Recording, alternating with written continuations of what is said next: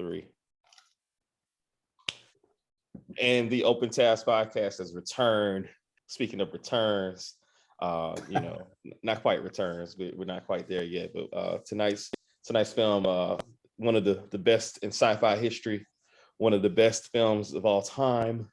And Joe's gonna unleash some blockbusters about it in just a second. He's gonna blow your mind about this particular movie and his timeline with it. But before I go any further, I want to allow my main man Joe Carlos, Calvin Smith. I want to allow Joe to introduce our very, very special guest tonight. So happy to have him, our Morehouse brother Joe. Take it away. Well, yeah. So thanks, Calvin. Back on the Open Task Podcast once again. We're very, very excited, obviously, to talk about this film tonight, which is 42 years old recently. As of May 21st, it's 42 years old, and to that end,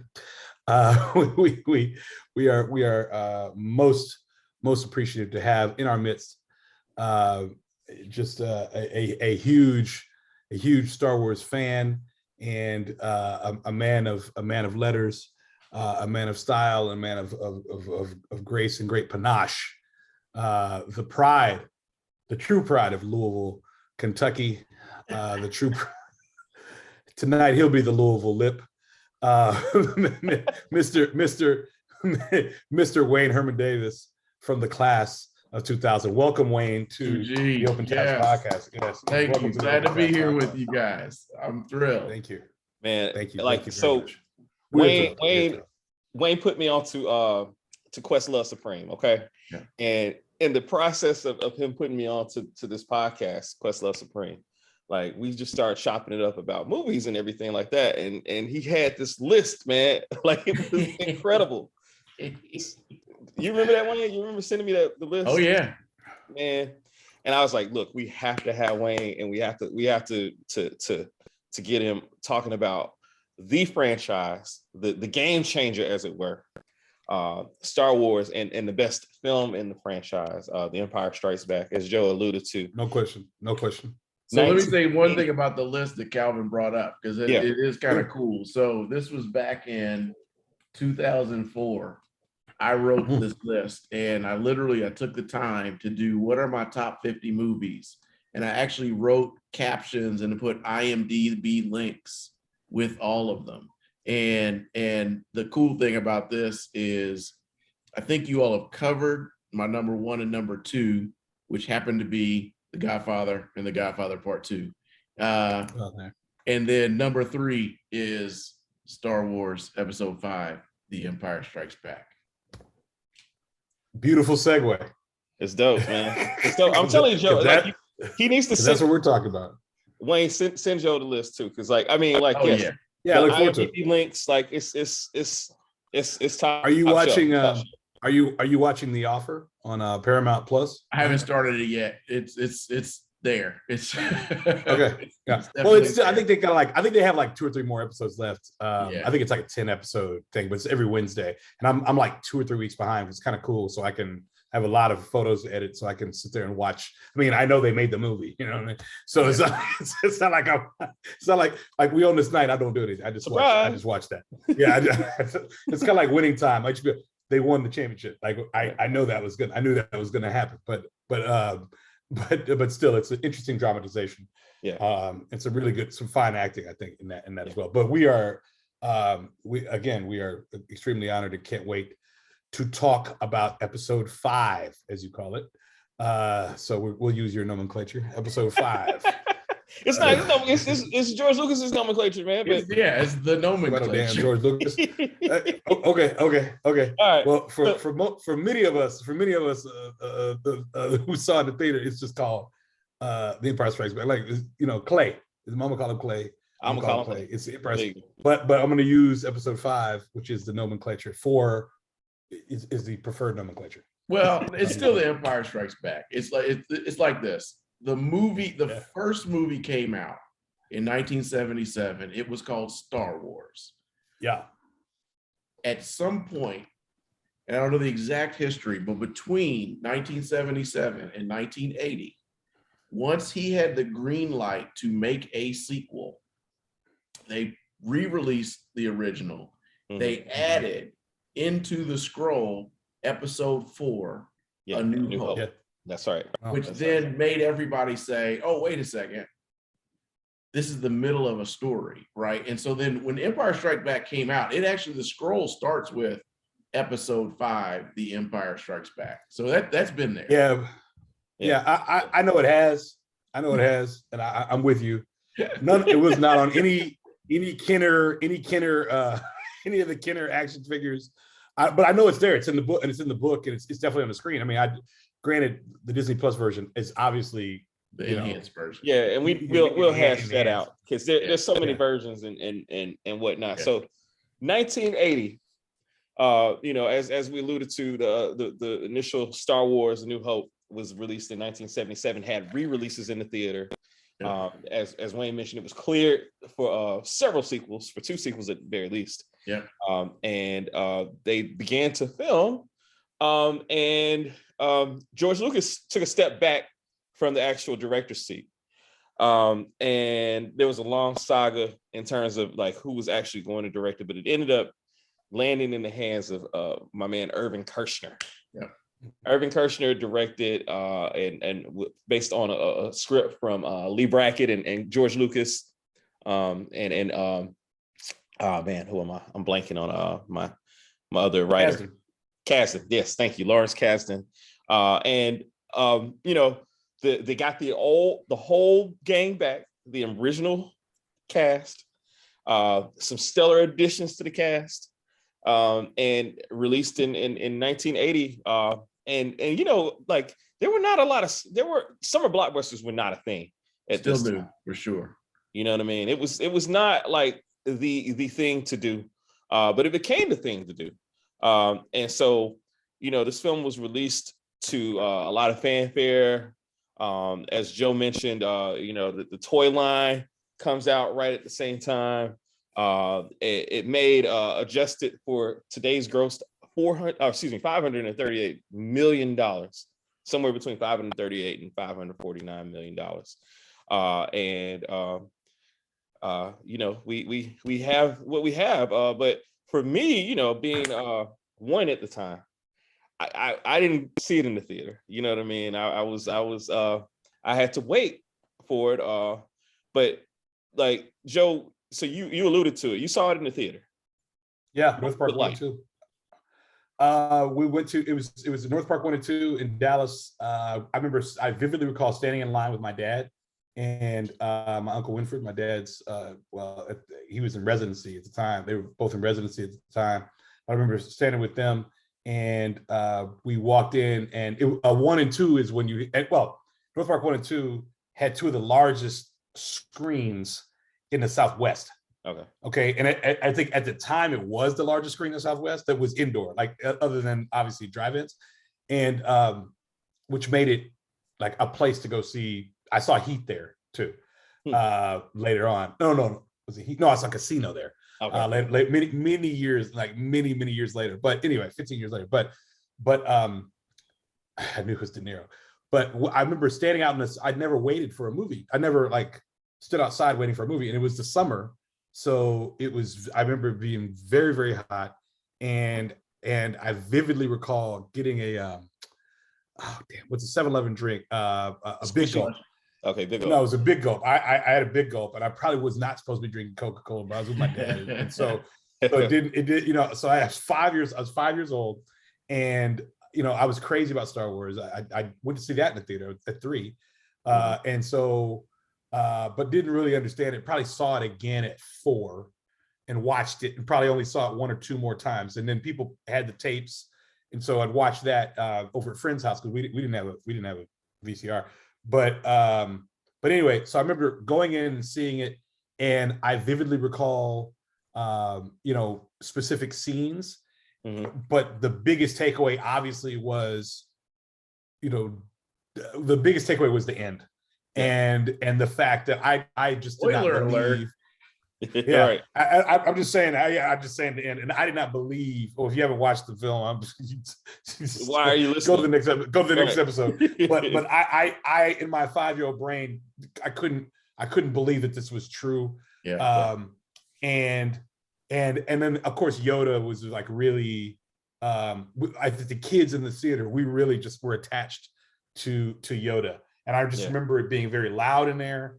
I remember a lot of screams and laughter in there, and that's really the innocence of it. Now, after I saw it in the theater that one time, there were a lot of birthday parties in the summer where we went to. So I saw it with my dad.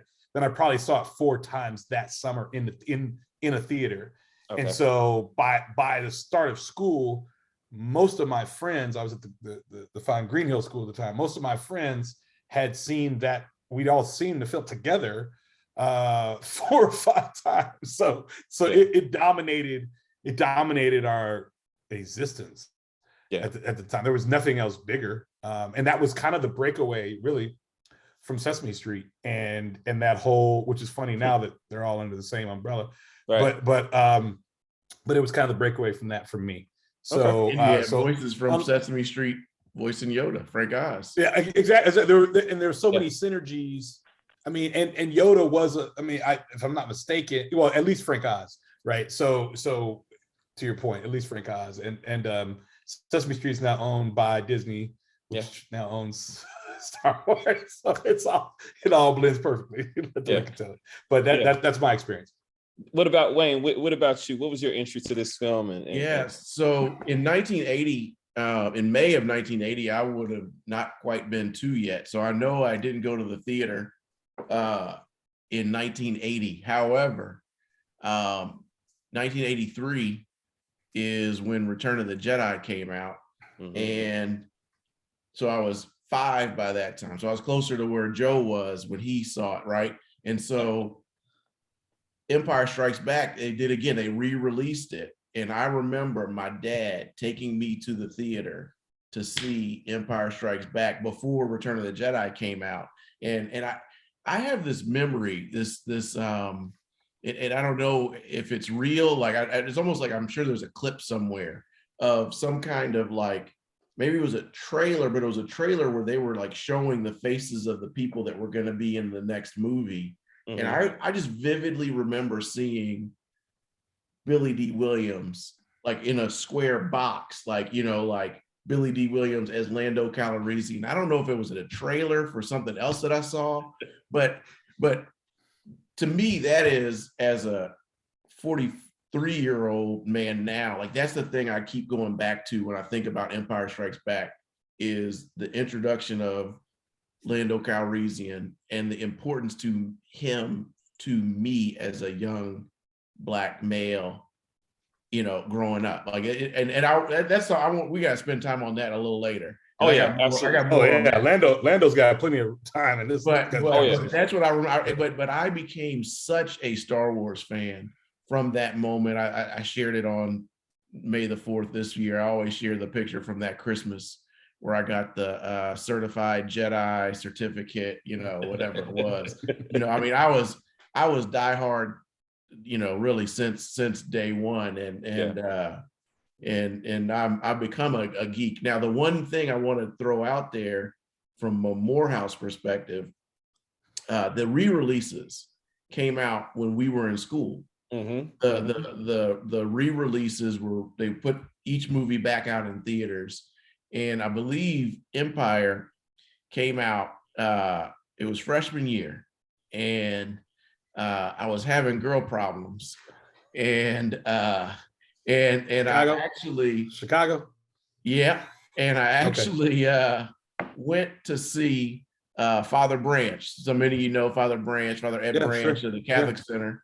I went to talk to Father Branch just to kind of get my head right. And Father Branch, he's just a great guy. For those of you who don't know, Father Ed Branch is a pastor, well, he retired now, of the Catholic Center down at the AUC. And he was like, well, what are you doing tonight? He was just like, I just want to make sure you're still hanging in there. I was like, well, I don't know. I was thinking about maybe seeing if my friends would go to the movies to see Star Wars, see Empire Strikes Back.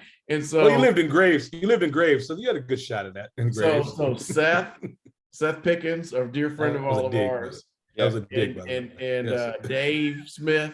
Yeah, of course. And Father Branch went with me to see Empire Strikes Back. And the one thing I always say, like, these are some good brothers. The movie that was released that weekend that most people in our Wait, what year was this? Freshman year? Yeah. Freshman year? Okay, go ahead. Rosewood. Oh, yeah. But so think about the moment. Yeah. You're at the HBCU, Rosewood comes out. But you can see Rosewood any other time. We didn't know that. I mean, obviously, Empire Strikes Back re-release. Empire Strikes Back is a more iconic movie than Rosewood. But if you think about a Black Mario Van Peebles movie coming out, like, as a movie buff, you didn't know. I mean, Rosewood is good, but it's not. Empire Strikes Back didn't last. Right. Yeah. No, you're right. That's crazy, man. Yeah, February 1997 was that re-release, and you're right. That was around the same time as Rosewood, and that Morehouse. I already know, man. Like, the brothers be giving you grief for not seeing Rosewood. I thought you were gonna say Love Jones. That was a little later. No, that was like a month or so later. That was like March or April. Yeah. But Love Jones dominated. It dominated there was nothing. Love Jones changed the whole campus. Oh yeah. Really, two things changed the campus that year. That and Baduism. Yeah, and they were like bam, bam, bam, right on top of each other. Yeah. So that just took us into a whole neo soul. Yeah. Because you remember freshman. And I don't mean fucking about way off topic. Freshman year, first semester. No, never off Aliens dropped. So we had AT Aliens drop. Yeah. And that was impactful. But then Love Jones and Baduism. Yeah. Oh, and ADW. Not to mention Spellman.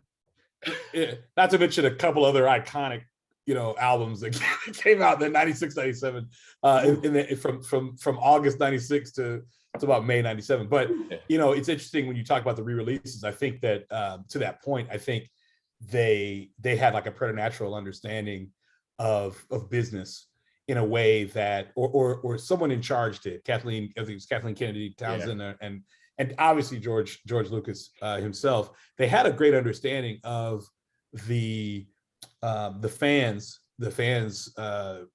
hunger to see it in the theaters, because like you mentioned, Calvin, and just like you did, Wayne, you find, and we know this, you find it when you find it, right? So if you were 1 and 2 when or weren't born when some of the films came out, whatever, and then okay, well, I still want to see it in the theater, and then they provide an opportunity for that. Like for instance, I wasn't allowed to see Die Hard in the theater, and then the Atlanta campus of Savannah College of Art and Design, they had this great thing like right before pandemic, where they were playing these amazing films. They had this film festival like November through January where I saw Goodfellas in the theater. I saw Die Hard in the theater. Yeah. A number of different things that I hadn't really seen in a theater before. Yeah. And so there's something to that, I think. Yeah.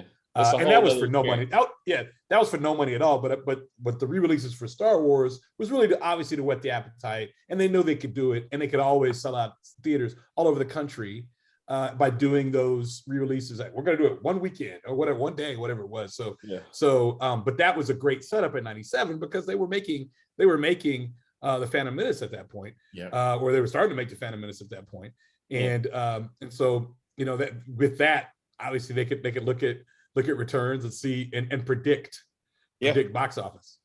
Absolutely. So there's something to be said for that, even though it's something for the fans, but everything they're doing, every metric, they're studying it by every single metric.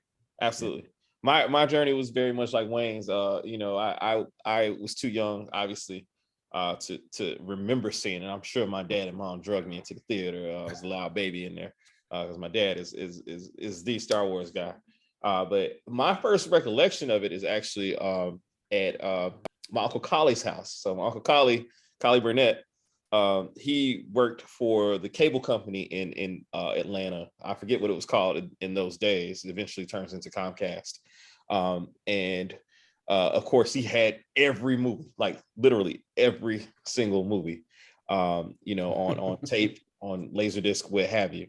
And we watched it, and I was fascinated by it. This was around the same time as I think Return of the Jedi had been released as well on video at that time. So like I just absorbed all of it all at once. And for me, this one was the one that was the endearing one for me. I ended up coming back to Empire, and my early recollections, it made me feel like Empire was the original movie. And it wasn't until I was a lot older where I rewatched the series in order, or the release order, and realized just how much was set up for this particular movie. But Empire Strikes Back was the Star Wars movie for me. And so that I think a big part of why so many people of our generation like really pull towards this movie is because of all those formative memories and like the completeness of it. It just was the vision was there, you know what I mean? And it had some stakes, but we'll talk about that a little later. So at any rate, we like to talk about the little things in the films. So Wayne, what little things stood out to you in this film, as far as like, maybe not the big picture things, but the little things that stand out? Yeah, so there's a couple I think about when you think about Star Wars and the original movie, A New Hope, you had basically 3 sets, right? You had a desert, you had on a spaceship, and then you had like the Death Star, right? Death Star fighting scenes, right? I think one of the magical things about Empire Strikes Back is it opened the galaxy up by showing you just new environments, right? So you start off, you have Hoth, you see this, this snow planet. You're like, whoa, there's snow in space, right? That's just, that in and of itself was kind of mind blowing, right? Then you have Dagobah, where you have the swamp environment, and then you have Cloud City. I mean, there was just so many new environments to see that I think that it made the whole galaxy far, far away that much more expansive. It made you think, well, I wonder what other kinds of environments exist in this galaxy. That's one that always sticks out to me about this movie. Yeah. I totally agree. What about you, Joe? What little thing stood out for you? No, I love that. That's very well said. And I never thought about that before, about the original just being really three real settings essentially. I think the thing that always stands out to me, I always wonder how, I like to pick this stuff apart. So I always wonder how are we here, right? So I called you, Calvin. I'm watching it. I paused it. I called you. I said, now how do we get these walkers down to Hoth? And I didn't see, and we don't see that. Like they just presume we're gonna trust that somehow. What do they land? And they like how does that work? And at 5 and 6 and 7 and 8 and 9, or even at 20, or even at 18, 19, you don't care. It just happened. But the 47-year-old of me is like, nah, bro, that doesn't, that like literally doesn't make sense, right? So I'm a little thing to me is the things that just happen that make no sense, but it's sci-fi, so whatever. It's all make believe. But what I really liked in this one specifically was you start to get a better understanding of just the sheer size of particularly if you look at the Imperial cruisers. And I think there's a little difference in Star Wars and in A New Hope and in episode 4 and episode 5, where in the cruiser and even in episode 6, where the cruiser just looks a little different. There's like more lights in the middle there, right? To give you just a little bit of a difference in how many people are probably on this ship and what's happening in a cruiser. And I remember that specifically because my brother's godfather, my Uncle Nate, gave him, rest in peace, a cruiser when he was like 1 or 2, like it had to be 2 because it was when this came out. I vividly recall he gave him a cruiser and it had a little door at the bottom, and you could stick this little little pod underneath it, right? But it was like we never got the bad guys toys, but that was like the first time we got the bad guys toys, or my brother did, and we still it's still at the house. And I looked at that thing, but when I just watched episode 5 again, I just noticed all these lights. They just tried to give a better sense of like there are a lot of people, right? There are a lot of people here, with the Empire and within the Empire. Bless you. A lot of people within the Empire, and even when they went to Cloud City, something I never noticed before. You see little lights and just the movement of things. Like, oh gosh, this is like a bustling city. This is like a bustling place. Like it's a city, right?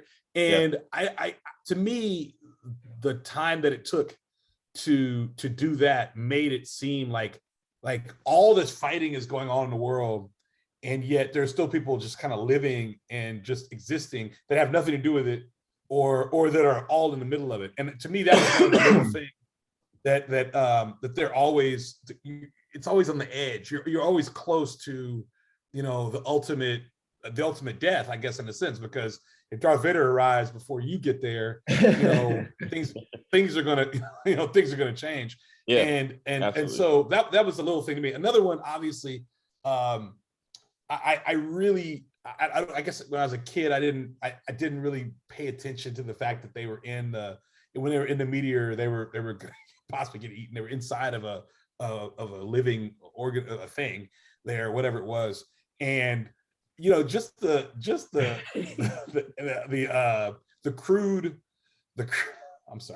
crude animation at the time. I loved it though, because it just stretched your mind to another place.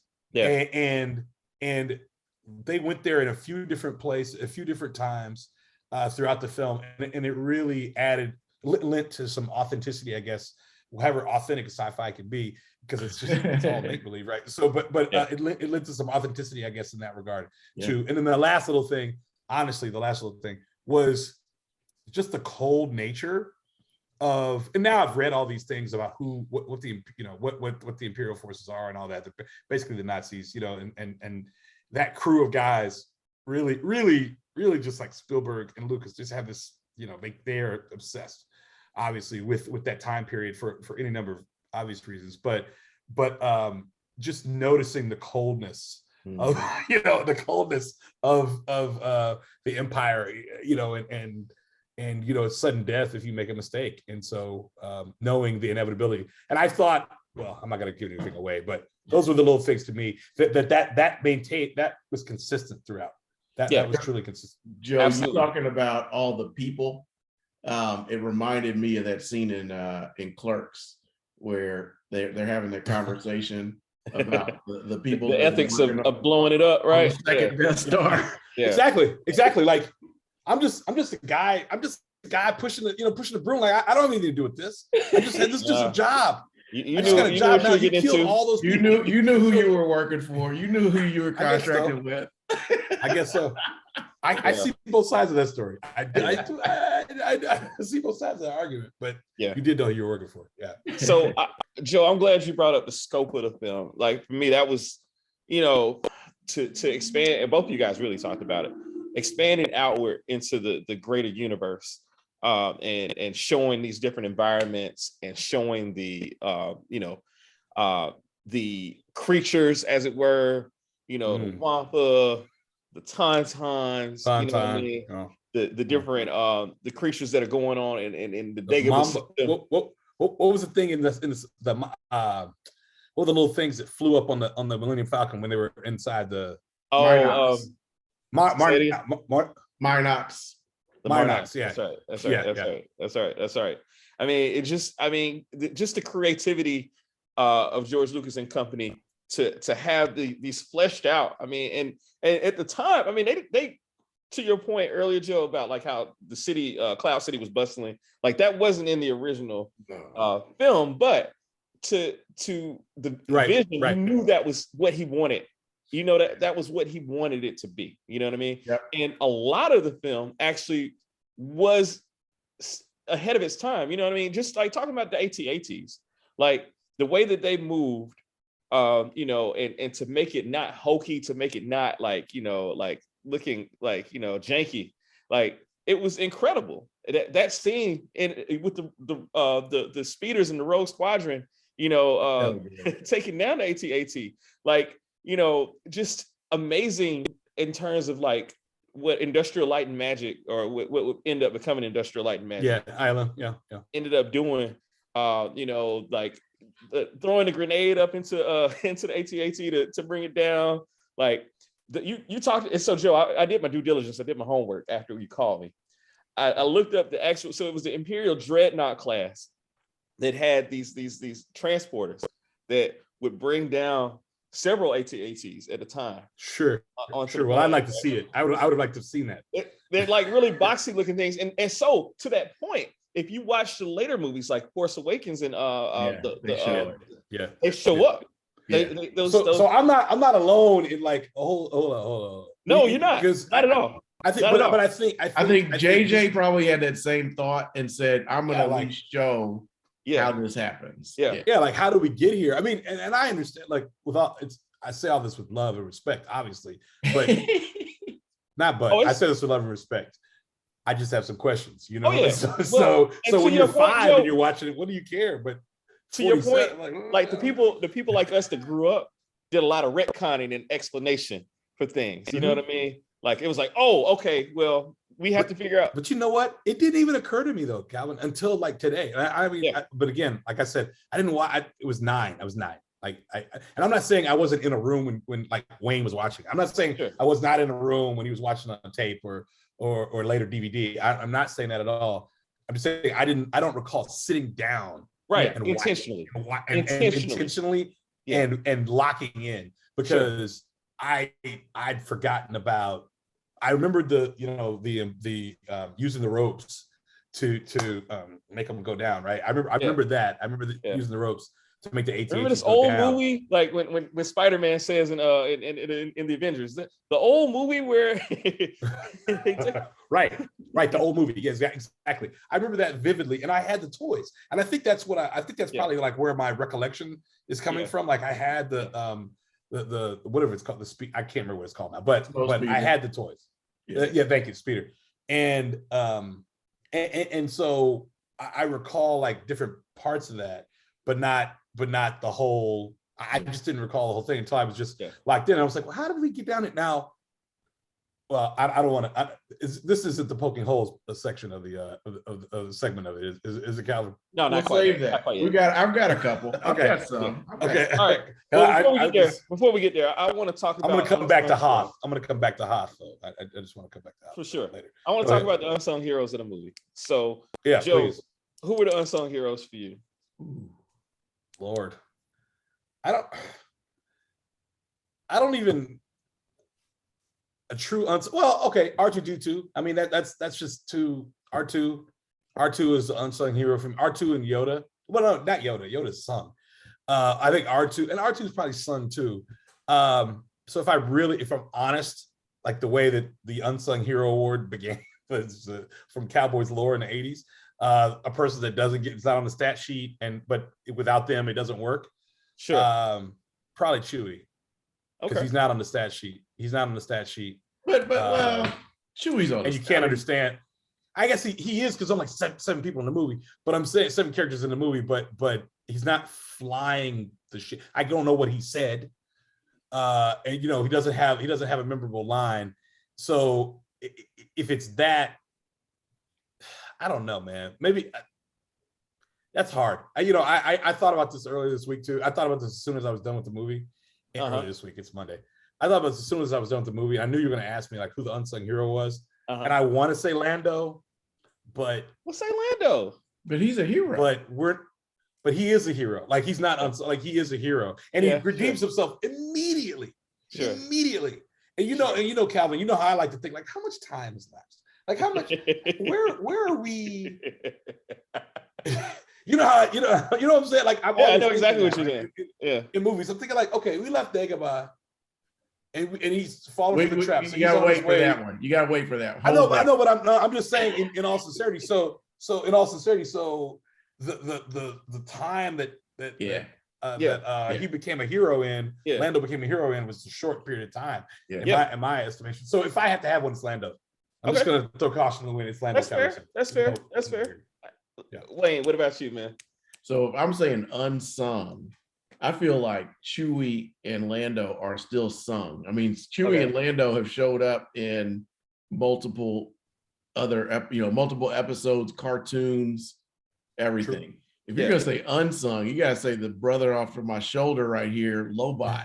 Nobody ever talks about Lobot. Nobody. You're right. Talk about him. I mean, this guy has one of the most memorable looks in movie history, and most people do not remember his name. But Lando I had that action figure though. I did too. Lando sent him a little note. He took care of business. He helped aid, solve the problem, right? Yeah. So mine unsung. He could have a BET or a TV. He's truly, he's true. No, actually, we could name it. We could name it the Lobot. We could name the unsung hero the Lobot. The Lobot from him forward. The Lobot Unsung Hero Award. Unsung Hero Award. That's pretty great. That's pretty great. Because he's truly. I don't think he has a line. Yeah. I don't know if he does. He does a lot of gesturing. I don't think he has a line. Go ahead. I'm sorry. Yeah. No, so I'm gonna take a different tack, man. I'm gonna go with somebody else that's on Wayne's picture there, and talk about the role of my man Boba Fett. And I mean, unsung hero, no, you know what I mean. But in terms of the narrative of a film, we meet Boba Fett with a group of bounty hunters. He's with I-88, I think is the name of the robot. Yep. He's there with my man Bosk, who's a Trandoshan. Yep. He's there with my man Dengar, who has like a little, the whole Middle Eastern motif going on. Yep. And Darth Vader specifically tells Boba Fett, no disintegrations. Because my man is known in the galaxy for, he may disintegrate somebody, you know what I mean? Yep. he wants Han, and like for his own purposes, you know what I mean? My man Boba Fett was on a mission, and just this whole mythos that comes out of Boba Fett in this little one-off appearance in this film, and to a man, the Star Wars saga right now, why it is, has so much traction and so much, it has gained so much more credibility now, is because of the saga of Boba Fett, the Mandalorian, like that whole mythos, he wasn't supposed to have a huge role other than, just being the one that actually did the job, you know what I mean? But in your scene down there in the Carbonite, taking Han over to Jabba the Hutt, the fact that they went back to a cut scene from the first movie, that Han owed a debt to this gangster, and they couldn't figure out how exactly to make them work because they didn't have the technology then. And then setting up the next film was just incredible, and all that is because of Boba Fett and Slave One, and his diligence and his discretion in not disintegrating anyone. So Boba Fett was mine. I want to also. I'm trying to figure out. I guess we can talk about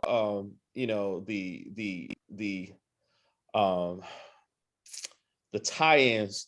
I guess this would be a good segue to, like, one thing Star Wars does really well is media and merchandising, right? Merchandising. So I'm thinking back to when I was a kid, and again, I was just peripherally associated with these films. My cousin Brian had every single toy. I had a C3PO that you could open up and could stick the figures. Put all your action figures. Yes, man. Yes. And so I want to ask each of you guys, because I know you had action figures. And I'll start with Joe. Joe, what was your favorite action figure in this? My Lando was. That was the first one I got from this film. Was my Lando, and then for some reason I loved my Han Solo Hoth, my Hoth Han Solo. With the Snorky. He had Snorky on, and I always brought my action figures in the bath. I mean, I was playing full Star Wars in the bath with my little brother, and I vividly recall. If they'd all be in there, my Darth, I had like 2 or 3 Darth Vaders. Yeah, that version, 2 or 3 Darth, that very one. Thank you. The Han Solo Hoth outfit. Yeah, that was my favorite. That was my second favorite. But Lando had they had these, that real thin, cheap but kind of thick vinyl case thing. And I remember that was the first thing to go. Like the cape was always you'd lose it, you'd rip it. I mean, but I don't know where the capes went, but I vividly recall I got Lando. I remember my mother went and got, I think they were $3.50, like $3.50 or something like that. My dad was in residency, man. He was not in that. My mother was a professor at a community college teaching English, but my dad was in residency. But I remember vividly having Lando first. So that's my favorite one. And then if there's a number 2, it's definitely the Han Solo Hoth outfit. Because it was, I don't know, it was something about it. It was very cowboy. It was blue and white. It was reminded me of the Cowboys in a sense. I don't know. Yeah. And so those are my 2 favorite. Other than, and I'm just gonna have to say this third one, my X-wing, my Dagobah X-wing, which was different than my straight up my Star Wars, my Episode 4 X-wing. Yeah. But at the time it was Star Wars. My Star Wars X-wing. But my Dagobah X-wing, obviously, and that was a big deal. I didn't know anybody. I mean, only had a few. None of my black friends had the Dagobah X-wing. I'll tell you that straight up. None of them had the Dagobah X-wing. Maybe one guy, Holland Gary. One guy had it. Maybe Bert Joyner. The Joyner boys had it. But the fact that I had it and I could bring it out, like, and bring it to the play when I was coming to somebody's house, that was a big deal because that one, it was the same thing, just gray with some stickers on it. So those are my big 3. Sorry, okay. I know you asked for one. Those are my big 3. Nah, you good. Wayne, what about you, man? Those are all dope. I think I had all of those. In fact, I can remember to Joe's point, the X-wing, it was probably the exact same X-wing, but they said these decals that basically gave it more of like a swampy, like it had been landed in the swamp. So it was literally just some extra decals that you actually could apply. So if you wanted to, you could keep it clean, but you could. All kids wanted to put the decals to make it look like it had been in a swamp. So I had that. I think I had all the ones Joe mentioned. The other thing, you talked about how you lose the capes. The other thing I wanted to bring out was if you had anybody with a lightsaber, that lightsaber was tenuous. I mean, it was not going to last. In my house, the common replacement for the lightsabers were colored toothpicks. So I don't know if that's a common thing or not, but it was. I remember it was here. It was in the arm. Oh right? And you push it up. Yeah. And I remember Darth's was red. I remember Darth's was red. Oh yeah. And colored toothpicks was the fix, man. That was the fix. Yeah. So I just want to my story about the toys related to this was Christmas of, I don't know if it was 83, 84, 85. It was one of those Christmases in that, because I was all in, just like Joe, as far as collecting.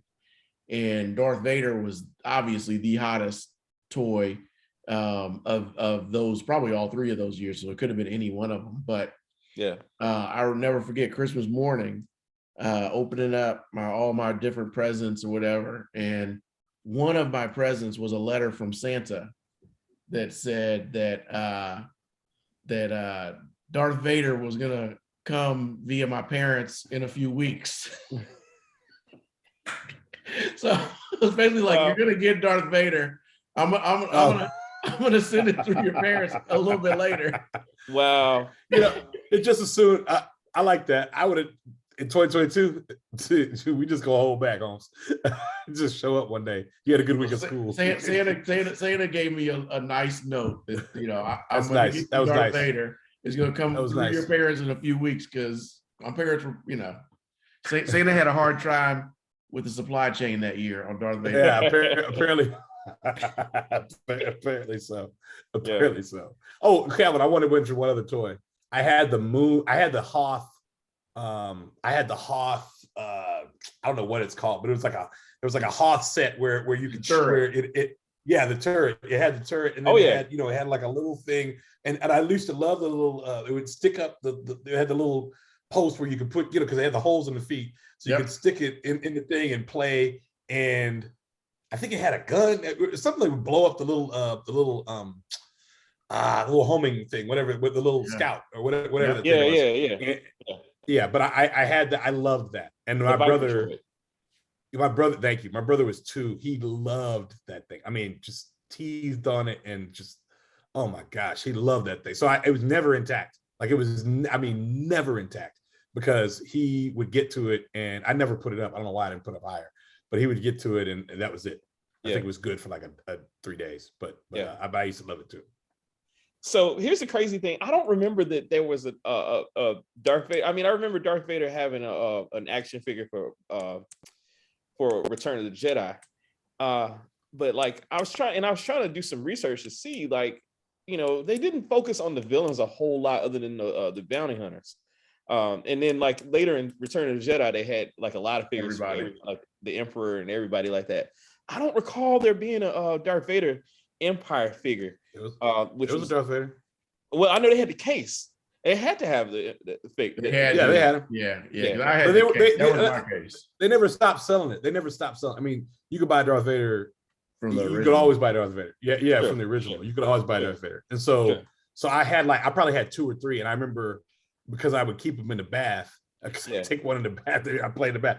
I remember it being green. Like there was a paint underneath it.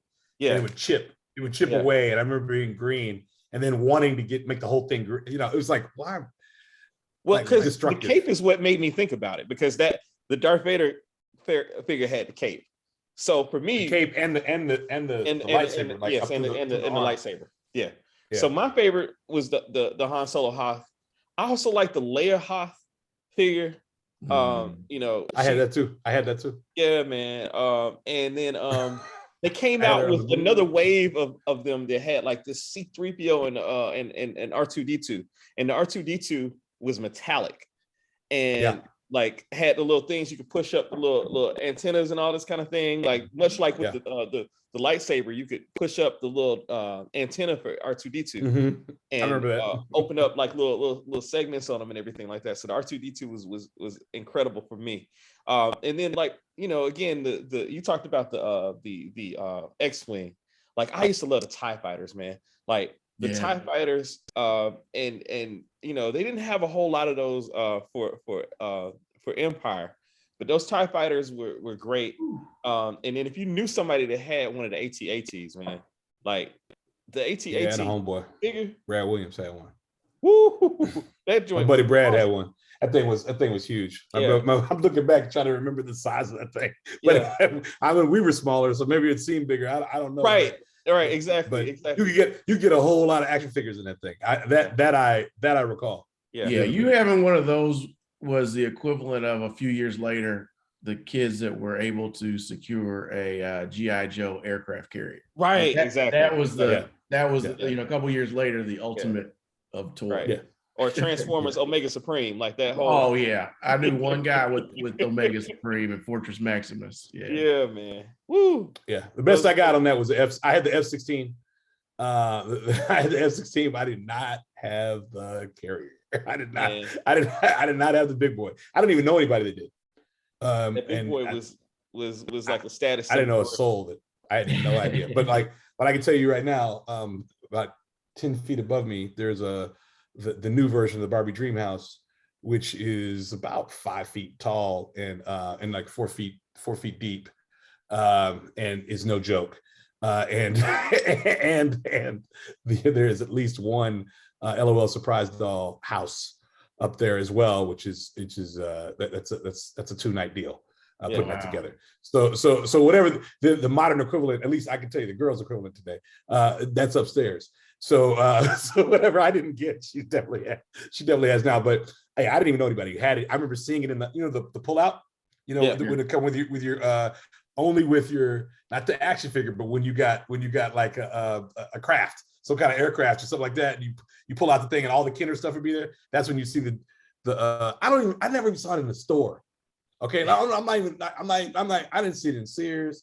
I didn't see it in. We had a store called Best. I didn't see it in Best. I didn't see it in Sears. I didn't see it in Target. I never used Kmart. I never saw it in Montgomery Ward. I never saw it in the store. Yeah. But I knew of it only because it's kind of like, remember the album? Remember the No Limit artist Mercedes? Yeah, oh yeah. When she was featured on every coming soon. Never saw the album. You never saw the album. And then one time in the Maroon Tiger office, we finally got the album. I was like, this is the worst album ever. But we all know the cover. But I'm just saying, like, it was much discussed forever, for years. Yeah. She might have been an admin at the office for all I know. I have no idea. But she always got publicity. Coming soon, Mercedes. Yeah. In the back of the source. In the back of the store. But I'm saying I saw the thing in the little fold out, but I never saw it. I've still never seen it. Well, because in comic books, they would have all the different checklists and everything like that, or on the back of the trading cards, they have a checklist. You got to get. Yeah. And there was just some things that you never ever saw, man. I never really saw a Lobot. I knew the Lobot figure exists. I had a Lobot. My cousin Brian. I got it in a trade. I traded.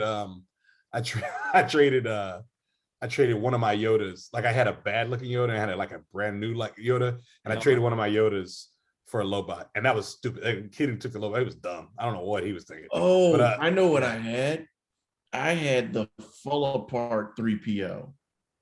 Because that's what I was going to say. That was the one I really wanted to. I wanted the fall apart. Nice. I had the fall apart 3PO because the fall apart 3PO also came with a little plastic backpack that you could put onto your Chewbacca.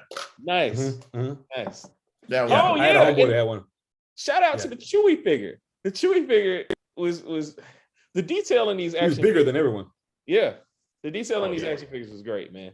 It was incredible. So other merchandising things. Neither one of you guys are big gamers.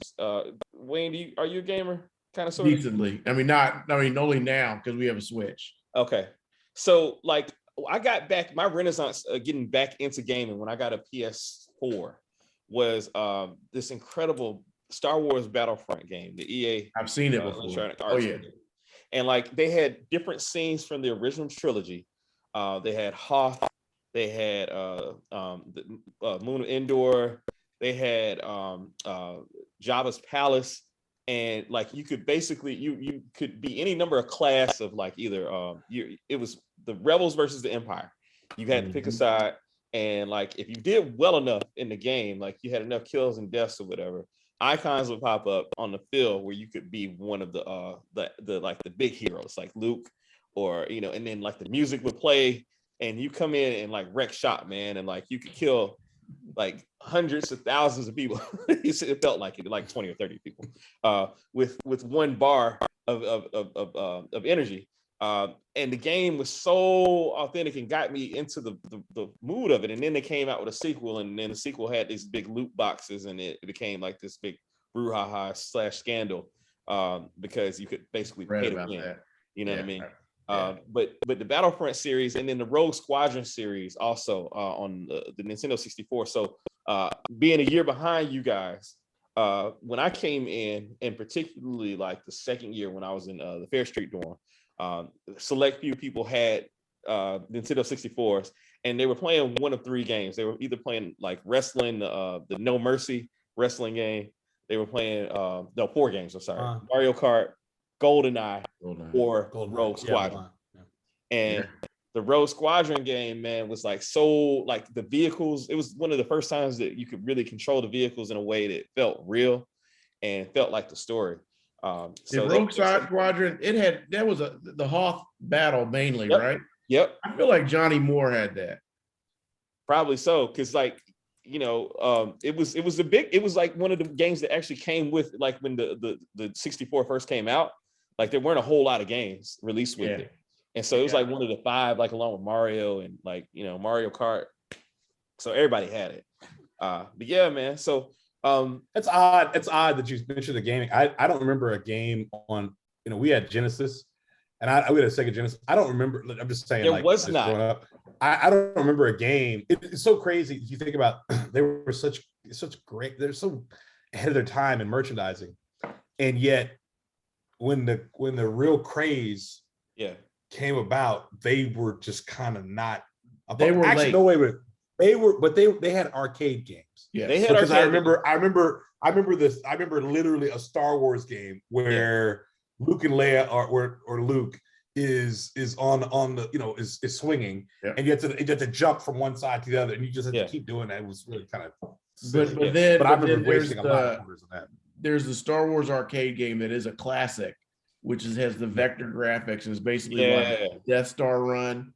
That one. Now I played that one. Yeah. I played that one over and over again. And then they caught up with, by the time Super Nintendo got popular, right? Super Star Wars, Super Empire. Those are really good games. They're very hard though. Like very hard. You have to play them on easy mode. Very difficult. They are so difficult. That's probably why. Yeah, and I had a Sega. And I just know that it was not.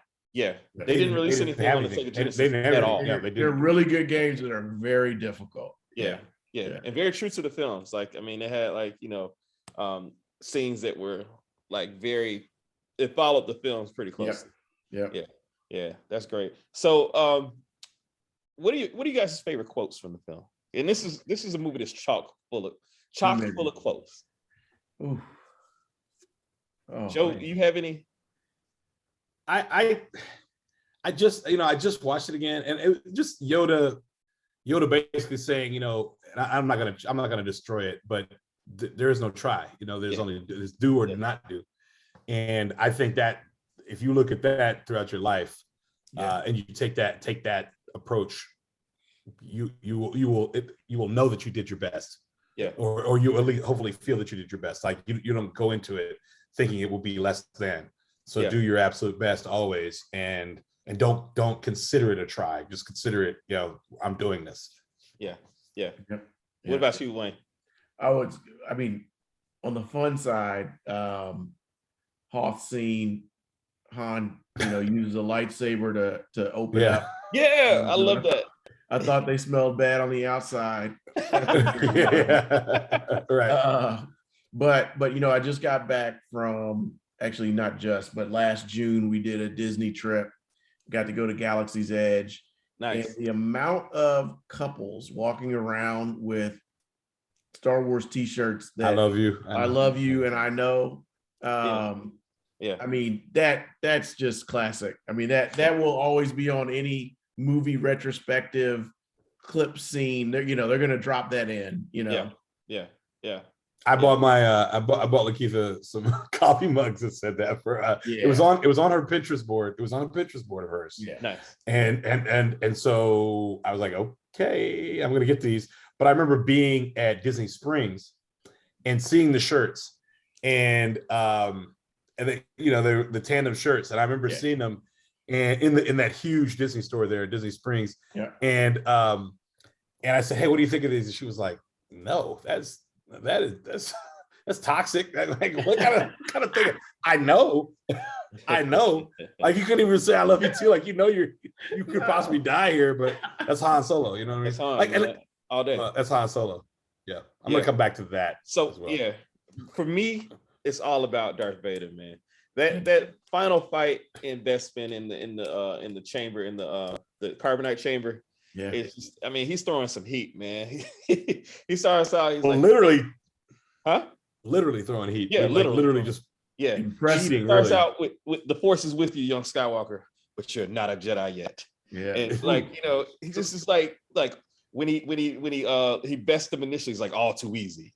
And impressive, most impressive. Like I had this computer, like this soundboard that you could use for like different sounds. Yeah, I remember that. You turn it on and off. I remember that. And all of these. Was it Sound Blaster? Yeah, man. Sound Blaster. Yes, you man. Yeah, and he's like, you were beaten. It is useless to resist. Like, just Darth Vader was hitting him, and then finally, man, when he's like, did Obi-Wan tell you about your father? And he's like, yes, he told him he was a great man, blah, blah, blah. He's like, no, I am your father. I am your father. And he's like, no. He's like, search your feelings. And to this day, and Wayne, I know you've seen me tell people countless times on my Facebook page, when someone says something that they know perhaps is a difficult, hard truth. Search your feelings. You know it to be true. And Darth Vader, man, like, I mean, a lot of people, to your point, Joe, about the wisdom of Yoda, like people, quote Yoda a lot. My wisdom is I mean, it's that Sith energy, that Slytherin energy, man. Hey. I love it, man. I want to say this. So I had some record. They came up with these records, obviously that were companions to like a 45. And like turn the page. It was basically, boom, yeah. And it was like, yeah, you do that. And it was basically just, it was just, 50,000 foot version of the story, recap. And I remember I guess looking back, they couldn't have audio from the film, but it sounded like the film. It felt like the film. Yeah. And for all I know, it was James Earl Jones and, at least playing Darth and the rest of the cast, and Mark Hamill playing himself. But in my mind, so the record that my brother and I played, I mean, over and over and over again, he says, "No, it's not true. I'll never join you." He says that. Okay. We played it over and over again on the 45, like on our Fisher Price 45. Like, I mean, over and over again. So whenever I see the film, he says, "It's impossible." It's like, no, that's not what he says. You didn't say that, because I've heard the record right more times than I've actually heard the line. So every time I do hear the line, yeah, I'm like, it does something weird to me, because I'm thinking like, no, that's incorrect. Oh, man. But going back to the quotes, you know what I mean? So they did merchandising in different kind of ways, but I learned those quotes, many quotes from the film, from the record, from the 45. Then I had they would always buy me Star Wars albums, just the music, and but with every now and then have a scene or two, attached to it too. That's a great segue. And I had a CD-ROM. Yeah, go ahead. That's a great segue into the music, man. Joe, I know when we talked earlier, man, you wanted to talk about the John Williams score, man, and the introduction of probably the greatest march, the Imperial March, man. I mean, like, it's listed on, like, if you go to the classical music list, like, that has Tchaikovsky, it has Bach, and in the top 10 is John Williams' Imperial Death March. Yeah, my brother graduated from Brown University June of 2001. Brown's got all these it's my sister's graduation from Brown. It was one of the two. No, brother's graduated from Brown. It got all these different things you do, all these every night you got to do something else. And they had one night, they had a Patti LuPone show. Patti LuPone did a one-woman show in the Brown ice skating rink. Mm-hmm. And then another night, the night before graduation, they had this really cool thing. But they had the Boston Pops playing John Williams. Let me tell you something. First of all, I never heard the Boston Pops in person. I go to Providence and I hear them they're the freaking Boston Pops are there, and they're playing John freaking Williams, man, the best of John Williams. It's just my childhood. I did not want to be there. I'm HBCU pro Black radical tip, and all you got to do is play, the beginning of Raiders of the Lost Ark or Superman or the Imperial March. And let me tell you something. I was transported. I didn't care about being cool. I didn't care about anything. I don't know why I just gone to another place. When you play the Imperial March, and you are ready to take on something or someone somewhere at some point. And the fact that Miami, I don't know if they still use it, but the Hurricanes use that when their defense hit the field. I was at Bobby Dodd Stadium for the Georgia Tech Miami game in 04-05, and I finally heard the band play it. I heard the Miami band play it, and then these menacing Miami Hurricanes come out, knock the stuffing out of the Georgia Tech quarterback. He fumbles the ball, they pick it up and they score. I mean, it just does something to you. And I don't know. Yeah. That's if John Williams has so many gifts, so many things he's given the world. But in all honesty, that one right there, that tops it all for me. Seriously. Yeah. Well, and then you juxtapose it with another classic, which is the Han Solo and the Princess. That score, like that track in and of itself, it's like to have both of those in the same movie. Yeah. I mean, it just speaks of his genius. Yeah, man. I mean, the music, it does something like, imagine the film without the music.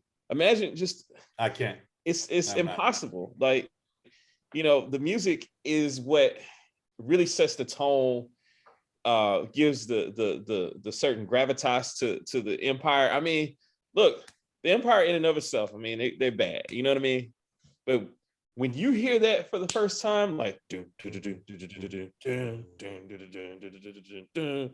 it's just like, woo, like these guys are not playing around. They are striking back for real. You're gonna die. Yeah, you're gonna die. People are gonna die. So people gonna die? Yes.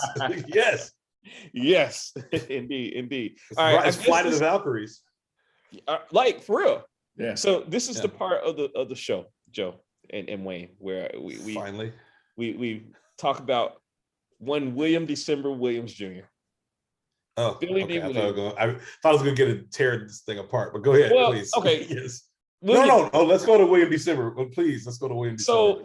So, I mean, you talked about it at the head of the show. You talked about it, just the impact of him as a Black hero.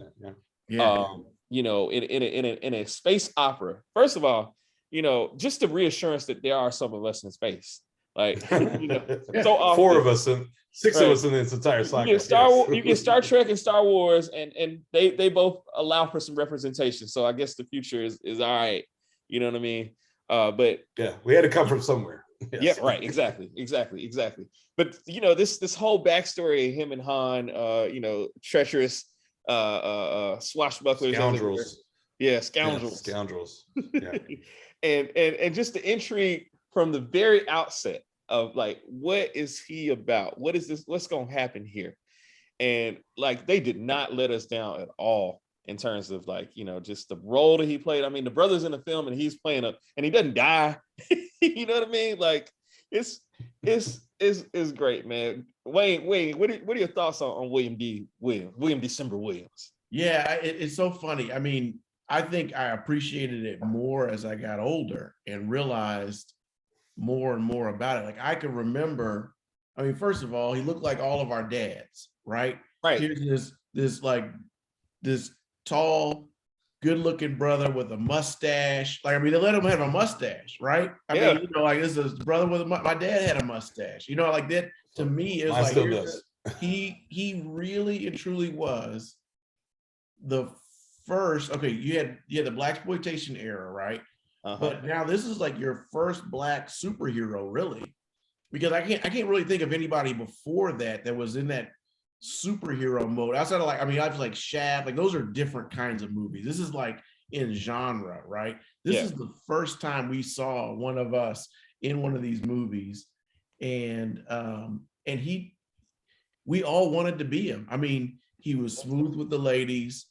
He had a little bit of edge to him. At the end, he did the right thing and he helped save the day. And then we got to see him carry that forward in the next movie and it becomes an admiral. He's like a general or admiral or something. Yeah. What is it? He's a general. I like how they had generals and admirals in the same or commanders or something.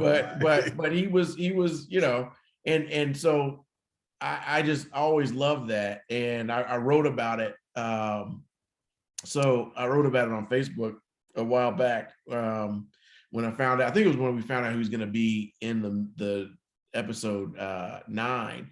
But I had an experience that I wanted to tell you guys about. So episode 9, which came out a few years ago, my company, we were one of the advertising sponsors for it. And so as a part of that, I got to go to Celebration, which, for those of you who know Star Wars, it's like the Star Wars convention every year. Every couple of years they do Celebration. So this was a celebration that they were going to introduce episode 9. And like, so it was when they revealed the title. It was when they introduced JJ and the cast all came around. And because we were an advertising sponsor, we had some extra access. And so we were actually backstage. And I got a chance to meet Mr. Williams. And I mean, it was it was such a moment.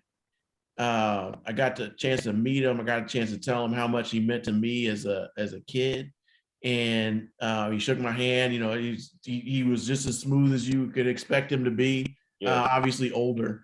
And then we were sitting. We had to go back to the seats because now they were going to do the big reveal. And they played some footage. Actually, it was just like they played this this retrospective about Star Wars that I think it's on YouTube now. It's probably on the DVD because it was basically tying up the whole saga because it was episode 9.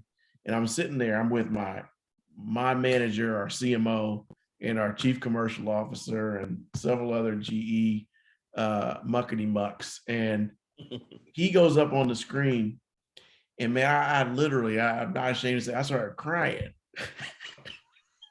I'm in a work function.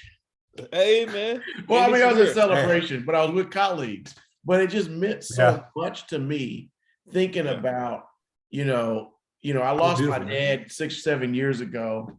And I was just like, wow, like that guy reminds me of my dad. He reminds me of, you know, going to see this movie with him, right? Because he was, my dad was the one who took me to see Lando. And so it was an incredibly touching moment. Fast forward to 2 years ago, or I guess last year, my birthday, my team actually paid for a cameo of Billy D. Williams wishing me happy birthday. Oh, wow. Yeah. Wow. Nice. So it was dope. It was so dope. That's Nice. That's incredible, man. Yeah, it is. Wow. I don't know he's been on the show. There's nothing else to say. I mean, I remember you sending me pictures. I could probably scroll back up to my text, sending me pictures or when I was there, updates. Yeah, when you were there, and I was trying to just pull them up by now, but I said, let me just shut up and listen to the story. Or stop and listen to the story. So, it's interesting because to your point, when you're a kid, it is what it is. But I used to get Lando a lot, just kind of like I used to get Stalker a lot. Yeah, y'all got that. Y'all got that one, right? Yeah. I used to get Stalker all the time as well. Like every birthday, somebody buy me a Lando, somebody buy me a Stalker all the time. Dreadnought Thunder Machine, I got that. His Dreadnought was kind of dark and he was a chameleon, he turned dark. So I got that too. But looking back, the legacy, I didn't know who Billy D. Williams, I didn't know who or what Billy D. Williams was at 5 years old. Obviously a little older when I could see Lady Sings the Blues, I had a better understanding of him, and obviously Bingo Long's All-Star, I mean, just all kind of other things that he'd done. And then reading about him in Ebony, that's how I learned his middle name was December. Reading about him in Ebony magazine, really around this time, then later he was on Dynasty and all that, really around this time, and then later Sweet Knuckles for an episode, right, Calvin? Oh yeah, an episode of a different world.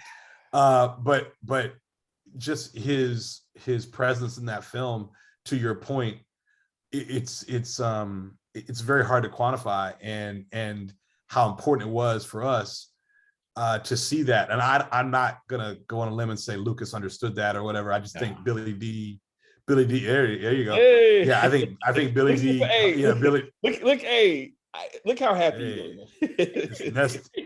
And I was trying to think Nest of Vipers, Batman, right? It was Harvey Dent. Yeah, he was. And then they just switch it up and just make Harvey Dent white. I was like, whatever. But it is what it is. But he's been on the short list for the Count in the Dark the last couple of years. And but the question was, can he, how's he doing with travel? And he's older, and it's been a big health thing. But I think he'd be an amazing home run. And the selection on that, it could be very quirky. And I will go on record in saying that, and I have no problem saying that. The selection on that could be very quirky at times. However, I think that would be just a celebration of career and the importance of what the brother has meant to so many people and continues to mean as symbolically and just literally for his entire career. I think it would be a great capstone, if not even that, at least an honorary degree, or we do it all one weekend. I don't think we'll get him back out there twice, but he means a lot to a lot of people, and your story is obviously a perfect coda to that. So I loved how smooth he was, just like you said, Calvin. Yep. I probably got him 6 times. That's a conservative estimate. I got Lando 6 times, and then Empire, and then for episode 6, yep, the Return of the Jedi version. Yeah, yep. Return of the Jedi version. He had 2. There were 2. He had 2 that I recall, 2 action figures, because he had the Jabba the Hutt look, and then he had the other the general look as well, where he was wearing like maroon and cream, you know. So yeah. But let me ask this real quick. Did you both see Solo? Of course. Oh, see Solo? The reviews were so bad, I dare not. So I encourage you, now that there's some time that has passed, especially in hindsight, the entire trilogy, it's actually a very, very enjoyable movie. Now, Alden Ehrenreich, or whatever his name is, that plays Han Solo, he does his best. He's fine, right? Perfectly fine, as we say. But for me, Donald Glover as Lando was killing it. Totally agree. 100% agree. It's worth watching just for the Donald, and especially with all the hubbub about season 3 of Atlanta. You know what I mean? Like to see Donald Glover in his bag. I just stopped. I quit. I enjoy it. It's a different podcast. I'm in the minority. I'm definitely in the minority. Well, it's called Atlanta, so I know you love it. It's called Atlanta. Well, but they're in Europe. I digress. It's wild. The last episode is wow. Ferrari. I believe you. Anyway, I'll take your word for it. Donald Glover actually does diligence to. I mean, he has some of those little nuances, the ability he has. You know what I mean? Like he's pretty good. I'm looking up at my. I have the Funko Pop of Donald Glover as Lando. And that Donald Glover as Lando. I'm sure, and the Lando one. Okay, nice. Yeah. I think Solo is unjustly maligned. It is way better than most. Like if you do a ranking of all Star Wars movies, it's way better. When was that? When was that released? Like what and what do you think led to the snark and the ultimate criticism about it? Again, the young man playing, I never pronounced his last name correctly. But the young man playing Han just doesn't have it. Like, if you to be honest, like he's kind of, it's a bad impersonation of River Phoenix in the beginning of Last Crusade. Like he's just he's got this bravado to him that I just can't really get behind. But the other characters in the movie, particularly the character, what is her name? It's played by Daenerys Targaryen. Khaleesi. Khaleesi. Like she's phenomenal. I know what you're talking about. Again, Donald Glover's incredible. It's a good movie. It actually is a. All right. So I guess we can also Woody Harrelson. Rogue One. So for me, it's Empire, Rogue One, Return of the Jedi, Revenge of the Sith. Yeah. Force Awakens. What is the 8 that everybody hates but I love? I love it. Last Jedi. Last Jedi.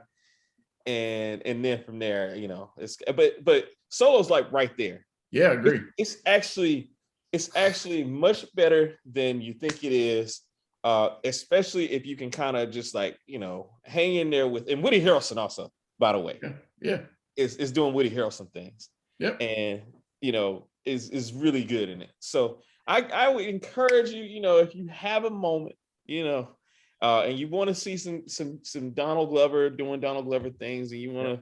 I'll tell you the big problem with it, Joe, was it was a mistake of Lucasfilm. They were trying to figure out how they were going to handle this new acquisition, and they made the mistake of jamming too much Star Wars, throwing too much Star Wars at us at once, because basically it went Force Awakens, Rogue One, Solo, like back to back to back, and it was just too much. And they didn't give themselves time. If you remember, they originally had Lord and Miller were the original directors. Yeah, that's right. Who, you know, these guys are phenomenal.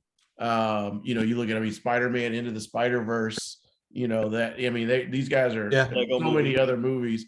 21 Jump Street, like they're great.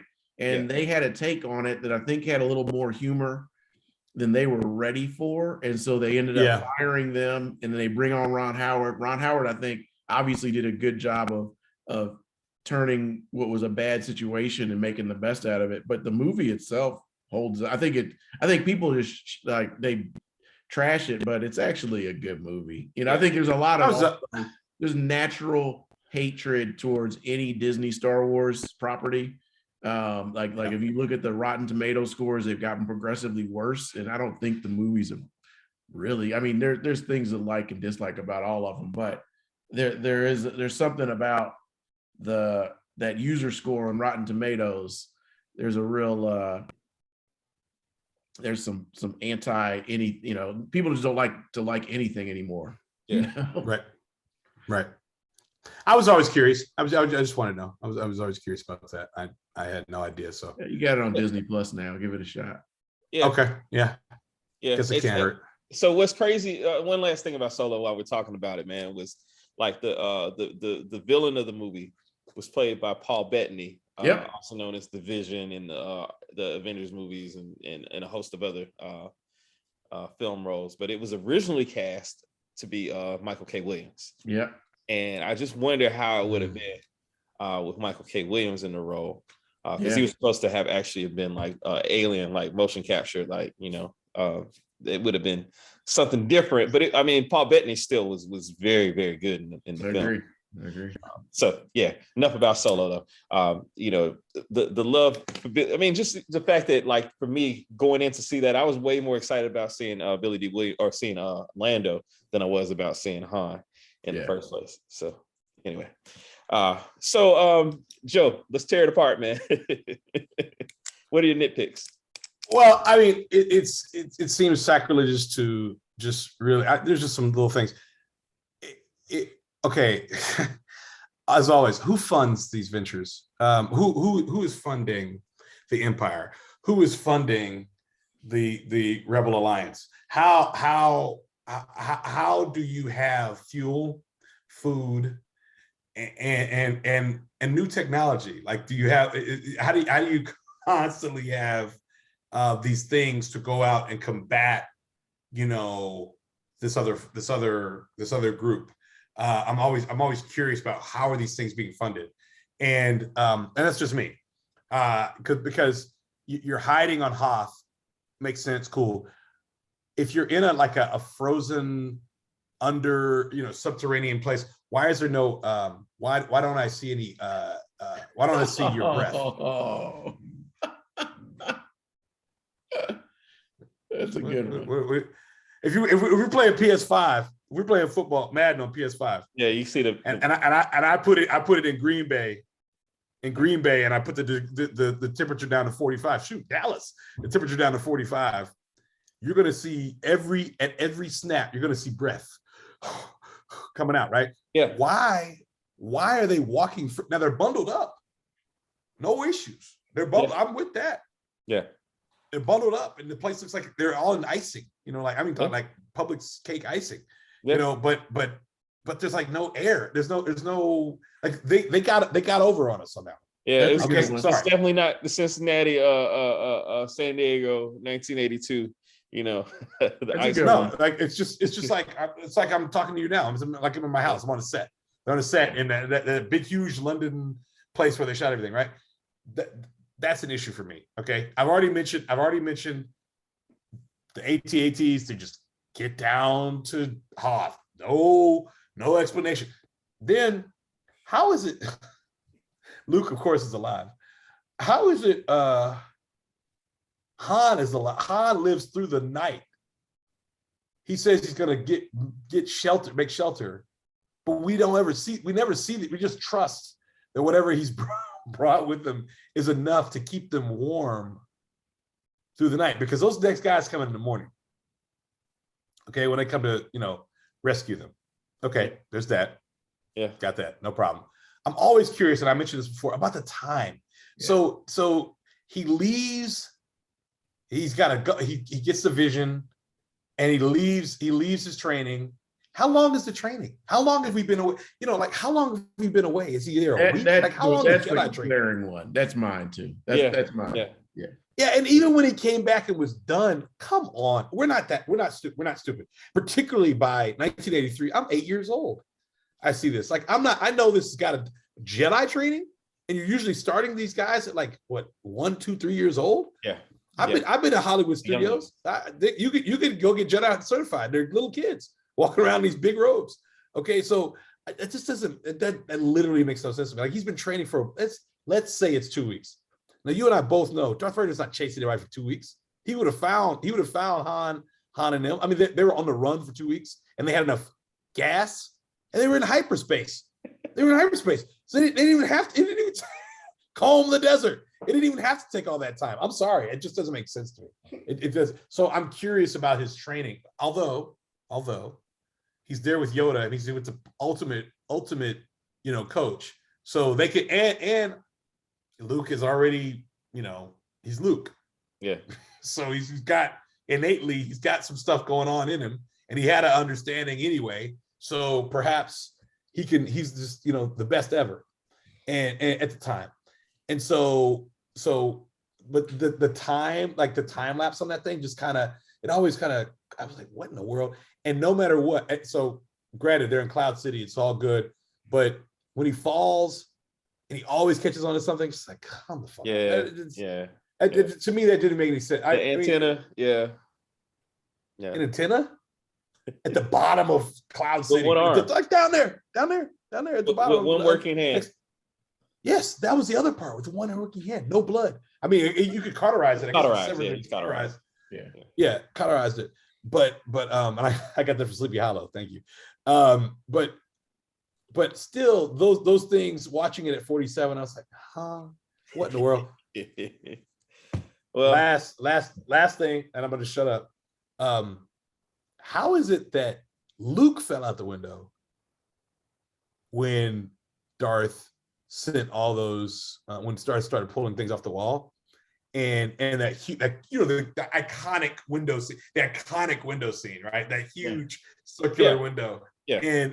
And how is it Luke fell out there, got pushed out by all the wind, but Darth didn't. The wind didn't affect Darth at all. I know he kind of hides behind the thing, but I mean, but he's the baddest on the planet. But he's got the Force. He has more control of the Force. Okay. All right. Okay. But that's an answer. That's an answer. All of your questions, Joe, is the childhood suspension of disbelief. Yes. And to your point, I don't think that if I watch, and this is why it's hard, I get on certain young ladies, when I'm introducing them to things that they may have missed, you know what I mean? And they don't enjoy it as much for a lot of the reasons you point out, a lot of pausing and, well, why, just watch the movie, that kind of, so, but I get it, because as an adult, it's like, you want these things to make sense. And especially now, as sophisticated as filmmaking is now, and as sophisticated as writers are in terms of explaining things and having a logical explanation, or at least something you can grasp onto, right? Think about a movie like Inception. This is not as much that. And, I think that it was written for a less sophisticated audience. You know what I mean? And then that audience grows into sophistication. And, to your point, I mean, Joe, there are forums, there are people who dedicate their lives to canon and non-canon Star Wars, theory. There, to Wayne's point, there is a whole resort, where you can go and basically live out your Star Wars dreams and everything like that. And look, you can take your kid to Hollywood Studios. I'm telling you, you can. Yeah. I'm sure it's still up. You can take your kid to Hollywood Studios and get Jedi camp. They're over there for like an hour or two. Yeah. And they're walking around the whole thing, 900 degrees out there in Florida in the big robes and becoming Jedi. I mean, it's I'm talking little kids. So they're not, who never saw something in the theater, they saw all these other movies you just mentioned in the theater, but didn't see the originals. So I understand it's here to stay. It's not going anywhere. I get it. I get that. So, I just in that vein, though, I want to know, Wayne, like how you feel about some of the retconning and the constant tinkering that George Lucas has done to the old work. Like, I mean, like I got a running joke with my boss where we just run into each other and say McClunky. You know what I mean? Like McClunky. Like, how do you feel about, like, what are your thoughts on George Lucas, and his vision and tinkering with it and, adding in things and taking things away? What are your thoughts on it? Yeah, I think I'm just a little too easy. Like I think when I take a step back, I guess I'm like, I bought just about every version of it anyway. So it doesn't really, it's not like I lose what I remember, if he makes another change. Yeah. And I also think about, I'm in advertising, I'm in marketing, but I mean, I've made a lot of advertising, made a lot of creative over my life. And I can look back at a lot of the work that I've done over my life and be like, man, I would love to go back and make that tweak. This guy's got all the resources to go back and make every tweak he wants. Can't really hate on that. I mean, shoot, we all experienced, Kanye just did that with all his last few Pablo. albums, hasn't he? Yeah. With Pablo, right? And it's like, I guess if you have the resources to try to improve it, there's nothing really wrong with that. It can be frustrating if it feels like he's changing your recollection of the movie. So I don't mind the visual enhancements. I didn't like the changes like in Greedo shooting first and not shooting first. I wasn't a fan of that. Yeah. But the visual enhancements, I think those are cool with me. Yeah, absolutely. Absolutely. I'm with you. Yeah. Thank you for those. Yeah. Thank you. I'm with you part and parcel on that, man. Like, I think to your point about the whole Greedo Han thing, man, it changes who Han is. Like, it changes him fundamentally from like this scoundrel, like his redemption arc changes. You know what I mean? And I think they fixed it. They've tightened it. They've tweaked it a little bit more. It's they made it a little bit better. Yeah. On the newest version of the Disney. Yeah. But he's Greedo's McClunky, man. Like it's anyway. All right. Well, so what else is there, Joe? What are we leaving out here? No, I brought up my gripes with it, and I'm not gonna do it anymore. I mean, I think it's one of the greatest films. Definitely one of my favorite films of my childhood. Yeah. Even though I literally mean childhood. I didn't even get into double digits and watch it again. Even with a younger brother. Not to say that it wasn't on in the house, or I'm just saying I didn't. And so I'm not gonna deride it anymore for the purists or the semi-purists. I have a question. Yeah. Oh shoot! Did Joe freeze? No, I'm here. Oh, okay. I have a question. Is it safe to say that Empire Strikes Back and Godfather Part 2 are the two best sequels? For me, yeah. I mean, are there any other sequels that should be? Oh, I got one more. I just thought of one more. I can think of one more, but I'm listening to you. What you got? Aliens. Yeah. I got one more after that with Superman 2, but yeah. But Superman 2, this is an interesting thing. Superman 2, fantastic movie, but it is another one of those where there was the director issue, and I mean, I'm talking about the Donner cut. Yeah, that thing. I'm talking about the Donner cut. I'm talking about the one I just watched. I watched last year and was like, wow, this is a whole nother movie. Well, if you talk about rarefied air, of course it's those three, Godfather 2, Empire Strikes Back, and Aliens. I can't think of another sequel personally. I can't think of another sequel that is even in that I'll realm, throw, unless Calvin. yeah, what I'll you throw got? Terminator 2 in there. Oh, Okay, yeah, T2. Yeah, okay. Can we bring up Bad Boys 2 anymore? Or can we talk about Will Smith? Like, are we ready to talk about his I'm a bigger fan of Bad Boys. I'm a bigger fan of Bad Boys, Yeah. and I'm gonna tell you, and if I may, because they switched it up in Bad Boys 2. We were just supposed to forget he had like 2 sons, and then he has like one son and a daughter who's now like 14. All of a sudden, I guess time did lapse. I guess it was 7 years lapsed. Okay, but his daughter was a baby in the first movie. And I'm a purist in all those things. I'm still a bigger Bad Boys fan because it's Martin's movie. Yeah. Bad Boys 2 is Will's movie. Yeah, it is. Yeah. But it's still fun. So the fact that they Bad Boy. Cuba. Oh, it's definitely fun. And it went nuts. Yeah. And we get Gabby, and we get a young Gabby Union. So that's fun. You know, but as opposed to Téa Leoni, you know what I mean? Which we'll take that every day. But Martin's line, because Martin is funnier. And in my opinion, a better actor, definitely a better comedic actor than Will Smith will ever be. I'm always gonna go, and not because of a couple weeks ago, but I'm just saying they don't ever be.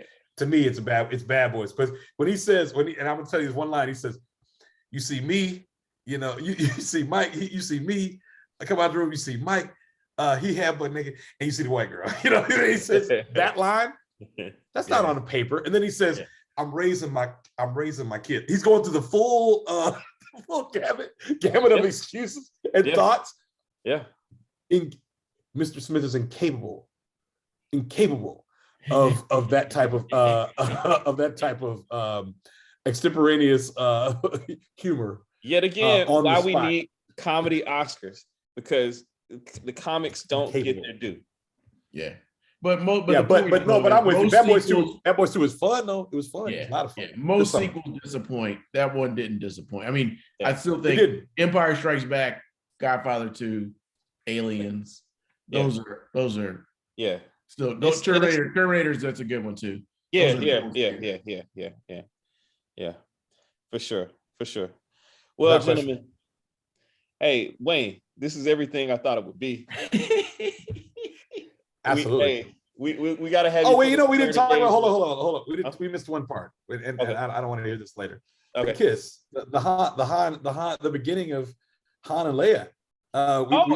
Let's hash. Yeah, thank you, Joe. I just want to say that I got some other issues. Oh yeah, we've got your issues. So, I mean, this is pre-Game of Thrones. Some incest going on here. I mean, that kiss that Leia throws on. The kiss that Leia throws onto Luke, and when Luke puts his hands back, like, you know what I mean? Like, exactly. That kiss that she puts on him is not a brother-sister kiss by any means. Like, it is, like, there's some passion there. And, I mean. But they didn't know. Game of Thrones, they knew. Fair. He broke it down. I think he broke it down on that carrier. He told her. After the big window, after they're all standing in the window, he told, I think in my mind, he told her what the deal was. Sure. And we're, there is another, right? We're more hip. But when I was 5.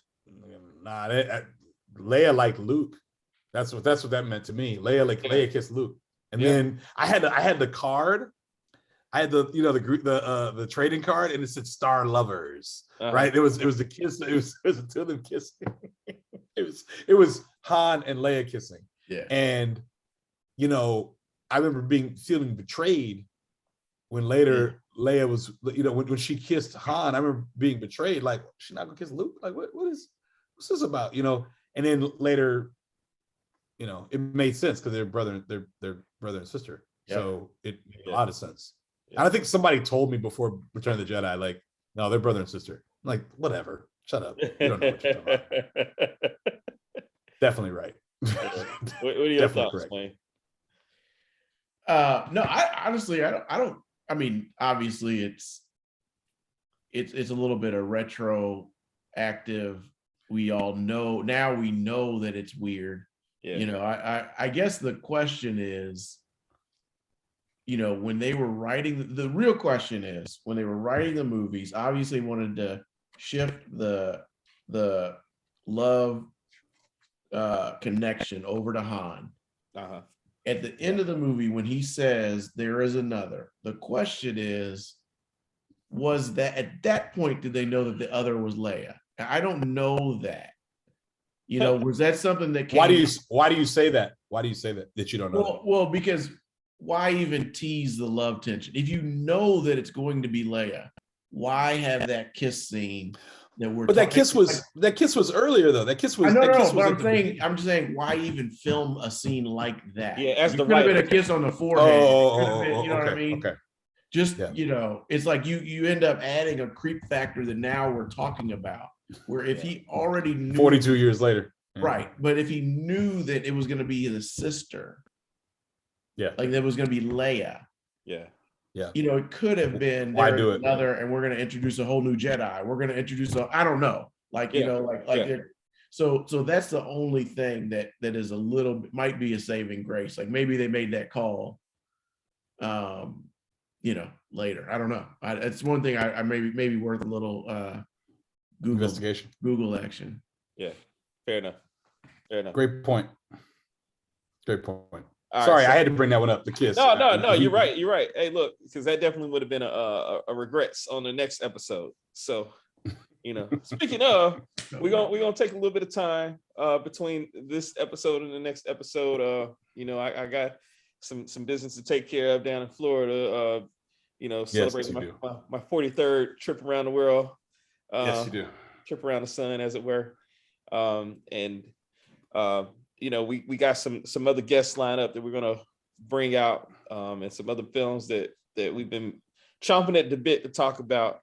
But we're gonna take a little bit of time, plan time, to get between now and the next episode. But man, it's been a good one to end off on. Folks, listen to this one. We'll tell you now. I'm gonna put it in the teaser. Listen to this one at 1.5 speed. It's we mentioned it's funny. Me and Wayne were talking about the Quest Love Supreme joints. We ventured into that territory a little bit, but it's worth it for this film, and for the guests that we had, man. Wayne, you're welcome back anytime, man. We're gonna go. Anytime. I'm gonna go through the list again and see what else we can talk about, man. Because you bring that fire, man. Yeah, I look forward to going through this list of 50. So thanks for sharing that as well. And thank you for the amazing insight, obviously. I want to say this. I had fallen out of love with not out of love. I just moved on. It just wasn't my thing. At some point, I was in the theater in 2015, playing hooky on a Friday when I can't think of the name of the film when it was released, and I'm looking at John Boyega in the forest, and I'm like, this just isn't me.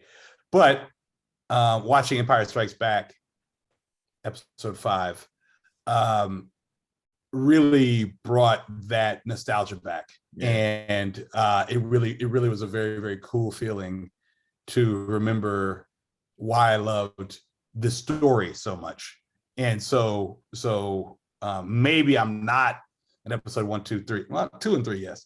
Maybe I'm not just an episode 1 guy because I tried it. I said one day I said I'm just gonna watch. I'm gonna go bam 1 through whatever, and then I fell asleep. I woke up and I said I'm just gonna go to Peacock and watch another episode of The Office instead, or just start a Sopranos binge, or Veep or something. But still the point being, this viewing definitely rekindled something, and I appreciate both of you obviously you for the suggestion, Calvin, and then of course it had to be Wayne. So I appreciate both of you for the discussion and teaching me even more about this thing that was such a big deal for me in my life from ages 5 to 9, about 5 to 10. We'll keep it at 10, 5 to 10, and so that's about to 84, and then music and other things got in the way. So, but thank you. We could not have done the show without you. So thank you so very, very much, Wayne. You definitely enriched this experience for us. It's a pleasure. Call me anytime, brothers. I love you guys. Thank you. I appreciate you. Me too. Thank you, man. Appreciate it. Man. Hey, so until the next time, we are the Open Task Podcast. Joe Carlos, Wayne Davis, Calvin Smith. Follow us, like us, subscribe. Apple, Google, Spotify, Anchor, all those things. YouTube, you name it, we're there. All those things. And let us know what you think. So until next time, we out. Peace. Madison 7.